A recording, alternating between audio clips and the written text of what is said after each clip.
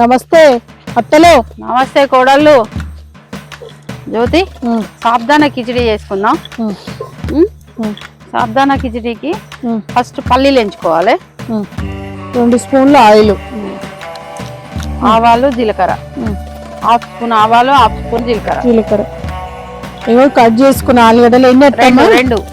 రెండు సన్న సన్న ముక్కలుగా కట్ చేసుకొని కొంచెం, ఎందుకంటే ఆలుగడ్డ బ్లాక్ అయితే జాకి వాటర్లో వేసుకొని కొంచెం ఆలుగడ్డ ముక్కలు అది మంచిగా ఉడికిపోవాలి. ఆలుగడ్డ ఆ లోపల పల్లీలు దంచుకుంటే వేపిన పల్లీలు దంచుకోవాలి. పచ్చిమిర్చి, కొంచెం పచ్చిమిర్చి ముద్ద,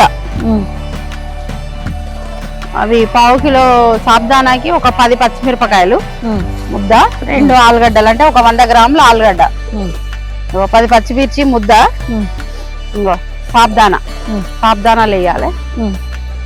ఈ దంచుకున్న పల్లీలు ఉన్నాయిగా, వీటిని కూడా దీంట్లో వేసేయాలి. అదే ఆలుగడ్డ వేగింది జ్యోతి. ఇక సాబ్దానా వేసుకోవాలి. పల్లి పొడి, పచ్చిమిర్చి. ఎంతసేపు వేసుకోవాలమ్మా?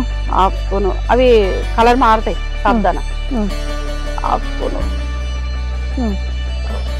కొంచెం పుల్ల కావాలనుకున్న వాళ్ళు నిమ్మరసం వేసుకున్నా బాగానే ఉంటుంది. ఇలా నెయ్యి ఇట్లా ఏమన్నా వేసుకోవచ్చు అంటారా? ఏదొద్దు, ఇంతే సింపుల్. పల్లీలు, పచ్చిమిర్చి, కొంచెం జీలకర్ర, ఆవాలు, ఆలుగడ్డ, కరివేపాకు, తగువి. ఏది అవసరం లేదు. 10 నిమిషాలలో మొత్తం రెడీ అయిపోతుంది.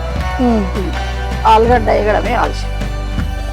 ఇప్పుడు సాబ్దానా వేసినాక ఎంతసేపు ఉంచాలి? సాబ్దానా వేసిన తర్వాత ఒక 7 నిమిషాలు పడుతుంది. జ్యోతి, ఇగో ఇది అయిపోయింది. ఇది దించేద్దాం. ఇక టేస్ట్ చేద్దాం. సరే అత్తమ్మ. జ్యోతి, సాబ్దానా కిచిడి అయింది.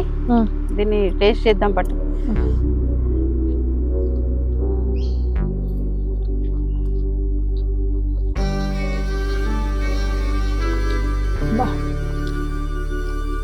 సూపర్ అంటే సూపర్ ఉంది అత్తమ్మ. టేస్ట్ బాగుంది. అందరికి ఒక పొద్దులకు అన్నిటికీ బాగుంటది.